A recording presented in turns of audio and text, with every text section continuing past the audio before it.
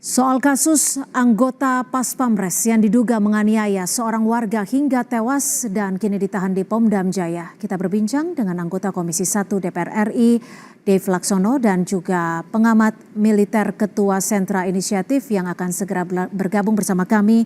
Sudah ada Pak Al-Araf. Kita akan ke Pak Dave Laksono terlebih dahulu. Pak Dave, ini kalau melihat Komisi 1 DPR melihat proses hukum terhadap pelaku ini sudah bisa dibilang transparan tidak karena langsung diambil alih oleh TNI?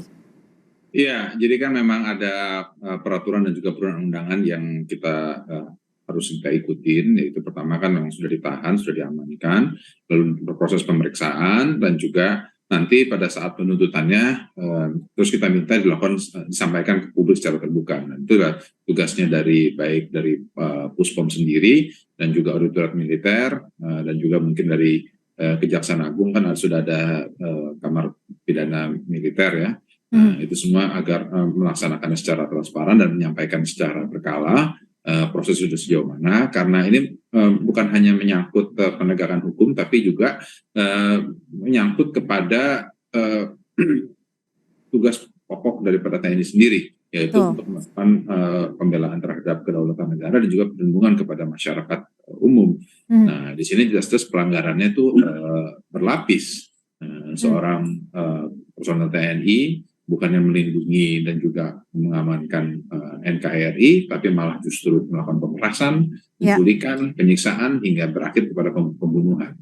Oke, Pak Dev, kalau dilihat ini kan korbannya merupakan warga sipil. Nanti bentuk pengawasan dari Komisi 1 akan seperti apa nih? Ya, kita akan minta rapat dengan Mabes TNI dilakukan secara berkala. Dan pertama kan yang terdekat ini rapat berkaitan tentang anggaran. Kita dapat menyampaikan di situ dalam kerangka anggaran, apakah anggaran TNI yang jumlahnya itu sudah ratusan triliun, itu sudah dialokasikankah untuk melakukan pendidikan dan juga pembinaan terhadap personilnya, dan seberapa dalam dan juga seberapa intens untuk melakukan pendidikan dan juga pembinaan kepada personilnya, bukannya melindungi, tapi harus dipastikan bahwa mereka itu baik kesejahteraannya ataupun juga pendidikannya kepada personel TNI itu benar-benar mencakupi segala macam level, sehingga tidak ada lagi pemikiran-pemikiran ataupun konsep-konsep yang bisa merujuk ataupun juga mengarah kepada penindasan kepada masyarakat. Oke, kalau menurut Anda sendiri ini kan ada penganiayaan, ada juga pemerasan dengan jumlah 50 juta rupiah. Kalau Anda melihatnya apa yang menjadi akar ataupun faktor utama hal ini bisa terjadi dilakukan oleh oknum anggota TNI kepada warga sipil? Ya, kalau untuk hal sedalam itu agak sulit ya kita sampaikan sekarang ini. Kenapa? Karena kan informasi yang saya terima hampir sama dengan informasi yang masyarakat umum secara terima. Jadi memang harus ada penjelasan dari Mabes TNI dan juga khususnya dari Puspom, kenapa hal ini bisa sampai terjadi, otoritas apa yang diberikan kepada prajurit tersebut hingga bisa melakukan tindakan seperti itu. Tapi kalau menurut Anda apakah ada faktor merasa berkuasa dari anggota TNI tersebut atau bagaimana sehingga bisa dengan mudahnya melakukan pemerasan hingga penganiayaan? Ya mungkin sih gampang kita berkesimpulan seperti itu ya, karena mengingat ini adalah TNI, apalagi mereka adalah Puspom ya, akan tapi ya sampai dengan penyidikannya itu selesai dan rampung dan ada keputusan dan juga kesimpulan yang resmi, nah itu baru kita bisa tahu benar-benar duduk perkaranya seperti apa. Oke, Pak Dev, ini kan karena ini adalah anggota TNI dan kasusnya langsung diambil alih oleh TNI, apa nanti yang akan dipastikan oleh Komisi 1 DPR agar hal ini bisa dilakukan pengawasan secara menyeluruh, secara bersama sehingga masyarakat juga bisa menjadi faktor pengawas? Ya, ada berbagai macam faktor ya. Pertama ya kita akan melakukan rapat secara berkala. Kita terus dapat bisa mempertanyakan dan juga bisa bagian dari kesimpulan setiap rapat bahwa semua kasus-kasus pidana militer ya, kan seperti kayak misalnya kasus kemarin yang dengan Kepala Basarnas ataupun kasus lainnya, itu dapat disampaikan kepada publik melalui forum media ataupun juga melalui forum media sosial ataupun juga melalui website TNI, sehingga prosesnya itu dilakukan secara terbuka.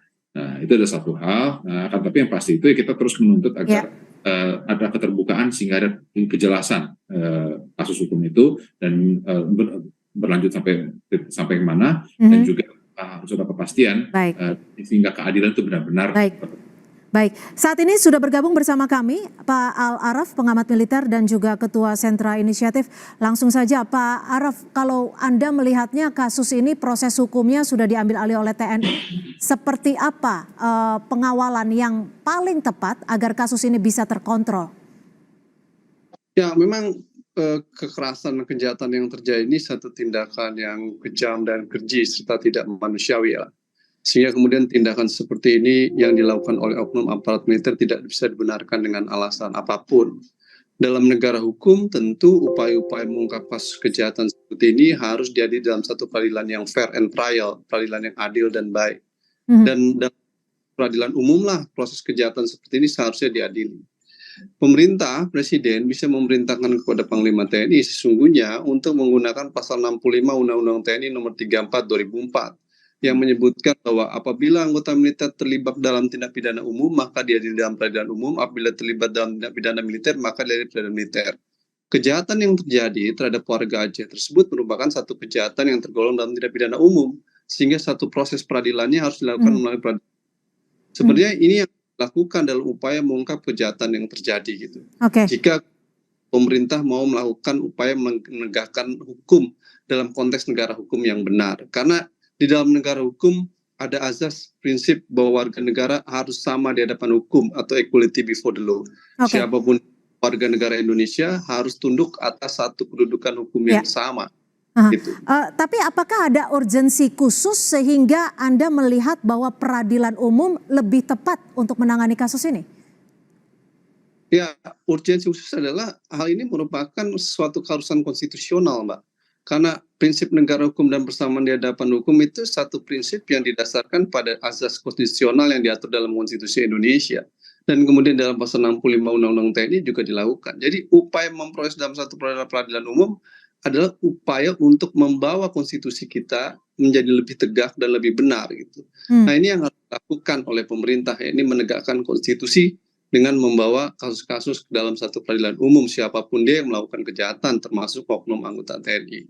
Yang kedua, ada presiden dalam beberapa pengalaman sebelum ini, beberapa kasus-kasus yang terjadi baik itu di Papua ataupun di Yogyakarta, beberapa kasus lainnya, kecenderungan menghukumnya seringkali menghasilkan satu penghukuman yang ringan. Nah, ini yang kemudian menimbulkan problematik kejahatan pidana dengan hukuman yang ada di dalam KUHP kemudian jauh lebih rendah dalam satu proses peradilan militer. Ini yang disebut bahwa mekanisme peradilan militer.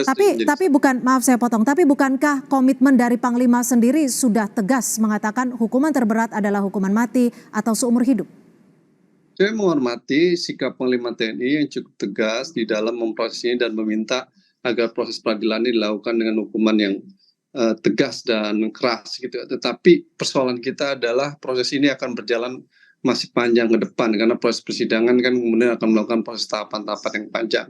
Kita menginginkan kepastian kepada korban dan keluarga korban bahwa mereka mendapatkan transparansi, akses informasi, akuntabilitas dalam proses peradilannya dan mekanisme peradilan umum jauh lebih tepat gitu. Tapi kalau kemudian ini menjadi satu persoalan yang rumit, tentu kita harus menegaskan bahwa pemerintah dan presiden bisa menegakkan ini dengan memerintahkan kepada Panglima agar proses peradilannya fair and trial. Pak Araf, kalau memang nanti prosesnya sesuai kewenangannya saat ini kan memang ada di peradilan militer. Jika memang tetap ada di peradilan militer, apakah ada kekhawatiran tertentu yang sekiranya bisa menjadi sorotan Anda? Ya, pengalaman selama ini proses peradilan militer seringkali tertutup, tidak transparan, tidak akuntabel, akses informasi terbatas, ruang kuasa hukum terbatas, dan hak kuasa hukum juga menjadi terbatas. Sehingga kemudian ini menjadi problematik gitu. Belum lagi kemudian ankum, atasan yang berhak menghukum juga menjadi masalah gitu. Nah dalam konteks itu maka peradilan militer memang sejak awal didesain pada era 97 ketika Soeharto mau jatuh itu untuk menjadi sarana impunitas kekebalan bagi rezim Soeharto dan oknum-oknum anggota militer pada masa Orde Baru sebagai sarana untuk melindungi mereka gitu. Oleh karena itu Undang-Undang 3197 tentang peradilan militer memang sudah tidak sesuai dengan semangat reformasi. Karena itulah Oke. tetap DPR mandat rakyat, Baik. Mbak, di dalam Tata MPR nomor 7 2000 harus DPR dan pemerintah mereformasi Undang-Undang Baik. Peradilan Militer Baik. 7. Baik, saya akan ke Pak Dev. Pak Dev, apakah Komisi 1 DPR RI memiliki kekhawatiran yang sama? Ya, ada beberapa hal yang kita lihat dan kita telisik ya. Akan tapi kami masih yakin bahwa sistem peradilan militer ini masih bisa dan sanggup dan mampu dan akan menghukum seberat-beratnya kepada mereka yang benar-benar bertanggung jawab dan yang melakukan.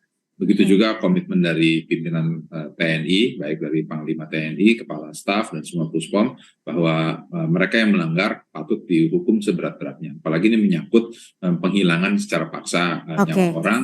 Nah, dan itu semua kita pegang terus janjinya. Dan bila mana memang ada niatan dari pemerintah untuk mereformasi peradilan militer, ya kami DPR pada dasarnya masih akan menerima dan siap untuk. Kalau kecenderungannya Anda lebih condong kemana untuk penanganan kasus ini? Peradilan militer atau peradilan umum? Jadi gini, itu bukan posisi saya untuk menentukan sebaiknya kemana. Kita kembali kepada undang-undang saja yang masih berlaku. Undang-undang berlaku untuk apakah itu diputuskan. Akan lebih mudah mana deh Pak Dev untuk melakukan pengawasan bagi Komisi 1? Sama aja. Sama saja. Apakah dilakukan peradilan militer ataupun di peradilan militer, pada dasarnya DPR pasti akan tetap mengawasi sampai dengan putusan akhir. Artinya ada jaminan dari Komisi 1 untuk melakukan pengawasan dimanapun kasus ini akan ditangani. Sejauh ini masih di peradilan militer. Singkat saja, Pak Araf, akan ada komitmen dari Komisi 1 untuk pengawasan. Respon Anda, singkat saja. Ya, ini pekerjaan rumah Komisi 1, saya Bung Dev ya, bahwa peristiwa-peristiwa seperti ini pada akhirnya ke depan harus tidak berulang kembali dengan kontroversi mekanisme apa yang digunakan. Oleh karena itu, Tetapan MPR nomor 7 tahun 2000 itu harus diimplementasikan dengan cara pemerintah mengajukan revisi Undang-Undang 3197 tentang peradilan militer untuk reformasi peradilan militer, sehingga kalau ada kejahatan seperti ini tidak lagi didiskusikan tetapi langsung masuk peradilan umum. Dan tugas Komisi 1 DPR juga bisa menggunakan hak inisiatif dia untuk melakukan perubahan Undang-Undang 3197 itu. Ya. Jauh lebih baik. Ini ada situasi kedaruratan. Jauh lebih bagus kalau kemudian Presiden memiliki keberanian untuk membuat perpu atas Undang-Undang 3197. Baik, kami sudah cukup tangkap apa yang ingin Anda sampaikan. Terima kasih sekali lagi Pak Al Araf, pengamat militer dan juga Ketua Sentra Inisiatif sudah bergabung bersama kami di Kompas Petang. Serta Pak Dev Laksono, anggota Komisi 1 DPR RI. Terima kasih untuk waktu dan perspektifnya di Kompas Petang. Selamat sore.